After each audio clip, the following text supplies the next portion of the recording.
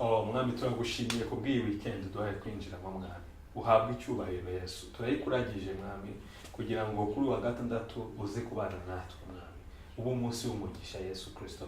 Turasenza abafite ubukwe mwami, ubigaragarize, ubahe ibihe byiza. Abafite ibirori bitandukanye mwami, ubabwire neza mwami. By'umwihariko dusabye amahoro mu gihugu cyacu mwami. Igihugu cyacu gisabiye gutekana, tugisabiye iterambere mwami. Ubwenge abayobozi bacu mwami, bagire neza, baha imbaraga mwami. Mu bibagora bitandukanye mwami, bashyigikire mwami. Promotinga gukiranuka mu mitima y'Abanyarwanda, kugira ngo Uwiteka Imana tube igihugu kigendera ku ndangagaciro z'ijambo ryawe mwami. Mwami ndasengera Abanyarwanda kugira ngo bahe kweza, abahinzi mwami, abacuruza mwami.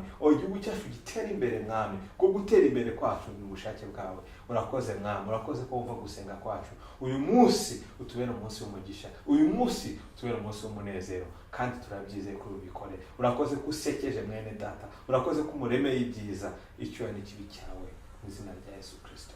Amen.